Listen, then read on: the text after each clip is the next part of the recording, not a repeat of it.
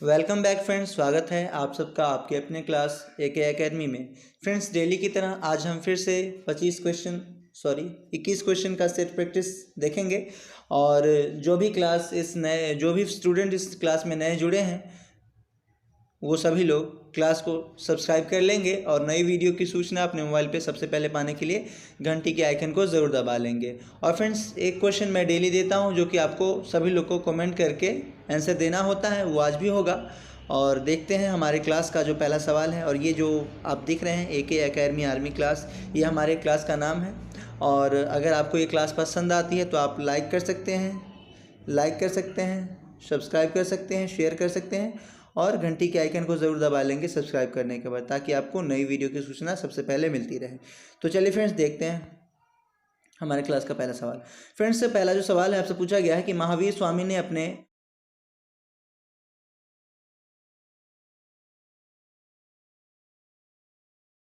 उपदेश किस भाषा में दिए थे? प्राकृत भाषा, संस्कृत भाषा, अरबी भाषा या फिर हिंदी भाषा? फ्रेंड्स, प्रत्येक क्वेश्चन के लिए आपके पास केवल 5 सेकंड का ही समय होगा और इस 5 सेकंड के अंदर ही आपको आंसर इसके करने हैं। और एक बात और, आप चाहे किसी भी कंपटीशन की तैयारी करते हैं, ये ज़रूरी नहीं कि आप केवल आर्मी की या फिर केवल SSC GD की या फिर केवल बिहार पुलिस की, ये आप किसी भी एग्ज़ाम्स की तैयारी करते हैं तो आपके लिए ये क्लास हेल्पफुल हो सकता है। तो इसलिए क्लास को इग्नोर नहीं करेंगे, क्लास में रेगुलर रहेंगे और देखते रहेंगे क्लास की वीडियो। तो चलिए फ्रेंड्स, मुझे आशा है कि 5 सेकंड पूरे हो चुके हैं और आपने आंसर कर लिया है। तो देखते हैं इसका आंसर। महावीर स्वामी ने अपने उपदेश किस भाषा में दी थी, आपसे पूछा गया था। तो ये यहाँ पे प्राकृत भाषा ध्यान में रखेंगे, प्राकृत भाषा में, यानी कि option number A is the right answer. ध्यान में रखेंगे, महावीर स्वामी ने अपने प्रथम उपदेश किस भाषा में दिए थे? अपने उपदेश किस भाषा में दिए थे?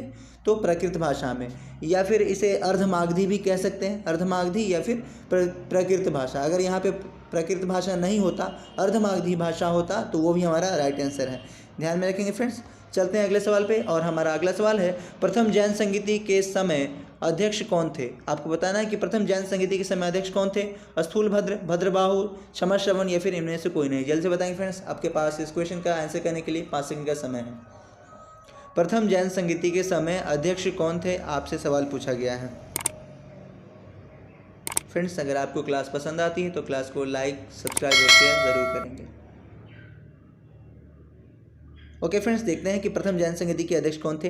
तो फ्रेंड्स, यहाँ पे स्थूलभद्र ध्यान में रखेंगे, option number A is the right answer. Friends, यहाँ पे मैंने ऑप्शन नहीं दिया है, वो इस वजह से क्योंकि इसमें थोड़ा सा टाइम ज़्यादा लगता है। ये जो टाइपिंग होती है, ये PDF जो मैं आपको देता हूँ टेलीग्राम लिंक पे, जो भी स्टूडेंट टेलीग्राम से नहीं जुड़े हैं कृपया जुड़ जाइए। आपको जो मैंने AK एकेडमी आर्मी क्लास बताया है, यही आर्मी टारगेट बैच 2021, वहाँ पे टेलीग्राम डाउनलोड करने के बाद आप देखेंगे कि आर्मी टारगेट बैच 2021 वहाँ पे लिखा हुआ होगा, आप ज्वाइन कर लेंगे। ओके फ्रेंड्स, और जो क्लास का लोगो है वहाँ पे वो लोगो भी आपको दिख जाएगा। तो यहाँ पे आपको बताना था कि प्रथम जैन संगीति के समय अध्यक्ष कौन थे। तो स्थूलभद्र थे। और जो प्रथम जैन संगीति हुई थी वो लगभग 300 ईसा पूर्व के दरमियान हुई थी, 300 ईसा पूर्व। ओके, चलते हैं फ्रेंड्स अगले सवाल पे। और हमारा अगला सवाल है, आपसे पूछा गया कि जैन धर्म के त्रिरत्न में शामिल कौन नहीं है? सम्यक आचरण, सम्यक ज्ञान, सम्यक दर्शन या फिर सम्यक विचार? जल्द से बताइए फ्रेंड्स इस क्वेश्चन का आंसर। आपके पास 5 सेकंड का समय है। जैन धर्म के त्रिरत्न में शामिल कौन नहीं है? ओके फ्रेंड्स, देखते हैं यहाँ पे जैन धर्म के त्रिरत्न में शामिल नहीं है, यहाँ पे पूछा गया। तो सम्यक ज्ञान, सम्यक दर्शन और सम्यक ये आचरण, सम्यक ज्ञान, सम्यक दर्शन और सम्यक आचरण, ये तीनों है। पर एक जो है सम्यक विचार, ये शामिल नहीं है। यानी कि यहाँ पे पूछा गया कौन नहीं है, तो ऑप्शन नंबर D यहाँ पे ध्यान में देंगे।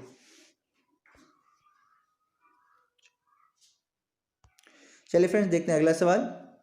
और हमारा अगला सवाल है, कौशल महाजनपद की राजधानी क्या हुआ करती थी? चंपा, सॉरी यहाँ पे इधर वाला कट के आ गया है, सॉरी फ्रेंड्स। ये जो ऑप्शन नंबर B में जो है, ऑप्शन नंबर B यहाँ पे ध्यान में रखेंगे कि ये है श्रावस्ती।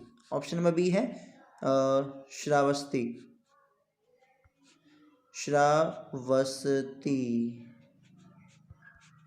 ध्यान में रखेंगे, श्रावस्ती है ऑप्शन नंबर B।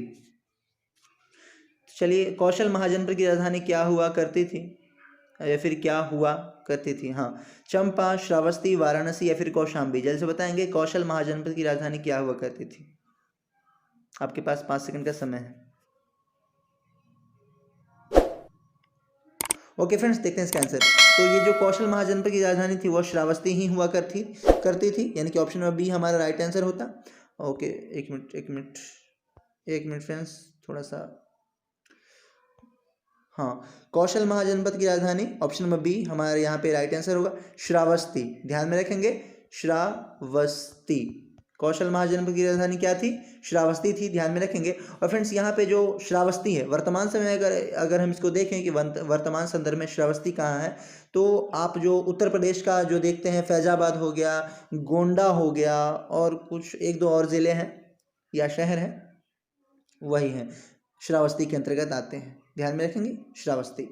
चलते हैं फ्रेंड्स, अगला सवाल देखते हैं। और हमारा अगला सवाल है, गौतम बुद्ध ने अपना प्रथम उपदेश कहाँ दिया था? वैशाली, पटना, गया या फिर सारनाथ? जल्द से बताएंगे फ्रेंड्स, आपके पास 5 सेकंड का समय है।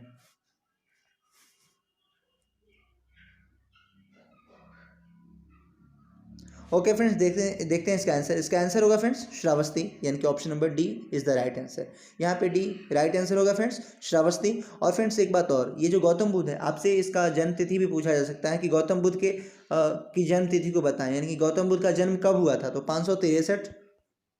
563 ईसा पूर्व। ध्यान में रखेंगे, गौतम बुद्ध का जन्म 563 ईसा पूर्व में हुआ था। और इनके पिता का नाम सीधे सीधे आपसे पूछा जा सकता है कि गौतम बुद्ध के पिता का नाम क्या था? तो आप कहेंगे शुद्धोधन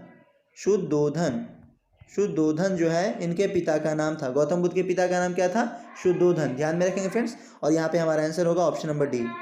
चलते हैं फ्रेंड्स अगले सवाल पे। और हमारा अगला सवाल है फ्रेंड्स, यहाँ पे आपसे पूछा गया है, गौतम बुद्ध के जन्म का प्रतीक क्या है? गौतम बुद्ध के जन्म का प्रतीक क्या है? घोड़ा, कमल एवं साढ़, पद चिन्ह या फिर पीपल? जल्द से बताएंगे फ्रेंड्स, आपके पास 5 सेकंड का समय है।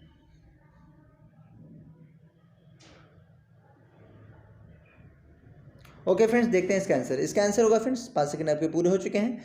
इसका आंसर होगा फ्रेंड्स यहाँ पे कमल और सांड, यानी कि option number B is the right answer.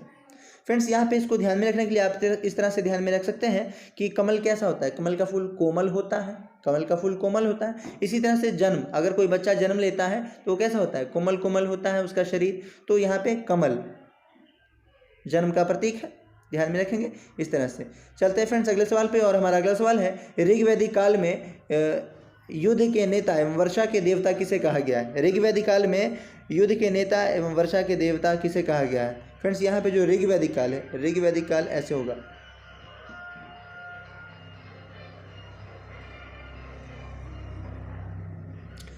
ध्यान में रखेंगे, ऋग्वैदिक काल में युद्ध के नेता एवं वर्षा के देवता किसे कहा गया है? जल्द से बताएंगे फ्रेंड्स। और ये सवाल बहुत ही ज़्यादा इजी है अगर आप कॉमन कॉन्सेप्ट अगर यूज़ करते हैं।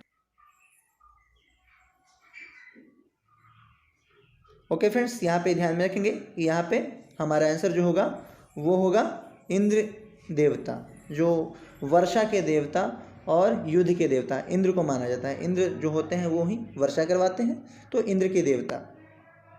चलते हैं फ्रेंड्स अगले सवाल पे और देखते हैं, सत्यमेव जयते शब्द कहाँ से लिया गया है? रामायण, महाभारत, ऋग्वेद या फिर मुंडकोपनिषद? जल्द से बताएंगे फ्रेंड्स, आपके पास 5 सेकंड का समय है इसका राइट आंसर करने के लिए।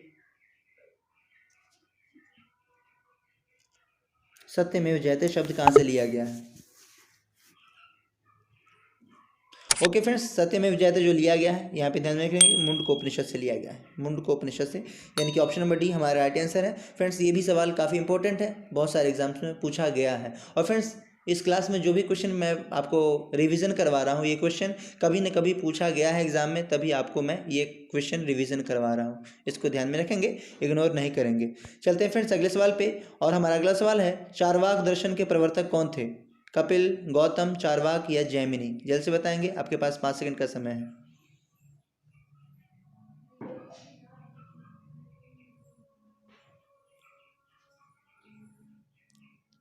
ओके फ्रेंड्स, 5 सेकंड पूरे हो चुके हैं। यहाँ पे ध्यान में रखें कि चारवाक दर्शन के प्रवर्तक जो हैं चारवाक ही हुए, ठीक है, यानी कि option number C is the right answer. Charvaka दर्शन के प्रवर्तक, सीधे सीधे आपसे पूछा जा सकता है कि चारवाक दर्शन के प्रवर्तक कौन है, तो चारवाक। चलते हैं फ्रेंड्स अगले सवाल पे, और हमारा अगला सवाल है, भारत में शिलालेख का प्रचलन सबसे पहले किसने प्रारंभ किया था? चंद्रगुप्त मौर्य, विक्रमादित्य, चंद्रगुप्त प्रथम या फिर अशोक? जल्द से बताएंगे फ्रेंड्स।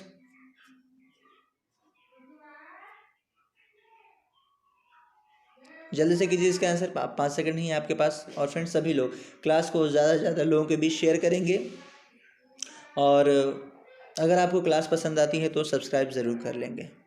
चलिए फ्रेंड्स देखते हैं इसका आंसर, और ज़्यादा से ज़्यादा लोगों को बीच जोड़ने की कोशिश करेंगे, इस वजह से क्योंकि मैं चाहता हूं कि क्लास लाइव हो जाए, और लाइव होने के बाद प्रश्नों की संख्या बढ़ जाएगी। जब से क्लास हमारा लाइव हो जाएगा तब से हमारे क्लास में जो प्रश्न होंगे उनकी संख्या बढ़ जाएगी। इस बात को अगर आप ध्यान में रखते हैं तो थोड़ा आप सभी लोग प्रयास करेंगे इतनी, तो आप हेल्प कर ही सकते हैं हमारी, क्योंकि इसमें बहुत टाइम लग जाता है, ये रिकॉर्डेड वीडियो देने में थोड़ा टाइम ज़्यादा लगता है। अगर लाइव हो जाएगा तो कम समय में ज़्यादा से ज़्यादा हम सीख पाएंगे। देखते हैं इसका आंसर, भारत में शिलालेख का प्रचलन सबसे पहले किसने प्रारंभ किया था? तो ये अशोक ने किया था। ध्यान में रखेंगे कि अशोक ने भारत में सबसे पहले शिलालेख का मतलब क्या होता है फ्रेंड्स? पत्थरों पर लेख लिखना ही शिलालेख कहलाता है। पत्थरों पर लेख लिखना ही शिलालेख कहलाता है, इस बात को ध्यान में रखेंगे।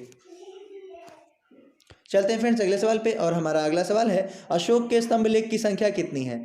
फ्रेंड्स अशोक के जो शिलालेख हैं, जो लेख हैं, उन्हें 3 भागों में बांटा गया है, शिलालेख, गुहालेख और स्तंभ लेख। शिलालेख, गुहालेख और स्तंभ लेख, ध्यान में रखेंगे।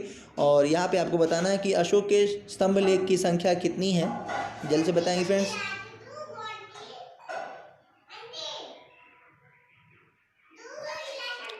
ओके फ्रेंड्स देखते हैं इसका आंसर। इसका आंसर होगा फ्रेंड्स 7, यानी कि option number C is the right answer. Ashoka के स्तंभ लेख की संख्या कितनी है? तो 7 है, इसको ध्यान में रखेंगे फ्रेंड्स। चलते हैं अगले सवाल पे, और हमारा अगला सवाल है, दक्षिणापथ की राजधानी क्या थी? तक्षशिला, स्वर्णगिरी, तोसली या फिर उज्जैनी? जल्द से बताएंगे। दक्षिणापथ की राजधानी क्या थी?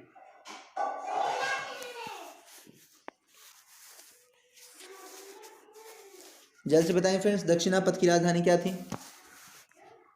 ओके फ्रेंड्स 5 सेकंड पूरे हो चुके हैं। स्वर्णगिरी, ध्यान में रखेंगे, स्वर्णगिरी, यानी कि option number B is the right answer. Dakshinapatha की राजधानी क्या थी? तो स्वर्णगिरी। चलते हैं फ्रेंड्स अगले सवाल पे, और हमारा अगला सवाल है, इंडिका पुस्तक के लेखक कौन है? महर्षि वेदव्यास, पतंजलि, वसुमित्र या फिर मेगास्थानी? जल्द से बताएंगे फ्रेंड्स, आपके पास 5 सेकंड का समय है इस क्वेश्चन का राइट आंसर करने के लिए। इंडिका पुस्तक के लेखक कौन है? ओके फ्रेंड्स, इंडिका पुस्तक के लेखक मेगास्थनीज हैं, ध्यान में रखेंगे, मेगास्थनीज, यानी कि option number D is the right answer. और जो योग दर्शन के प्रवर्तक हैं, योग दर्शन, ये जो है पतंजलि, योग दर्शन के प्रवर्तक पतंजलि को माना जाता है। योग दर्शन या योग शास्त्र पूछा जा सकता है तो उसके जो है पतंजलि को माना जाता है। चलते हैं फ्रेंड्स अगले सवाल पे, और हमारा अगला सवाल है, ईसा मसीह की माता का नाम क्या था?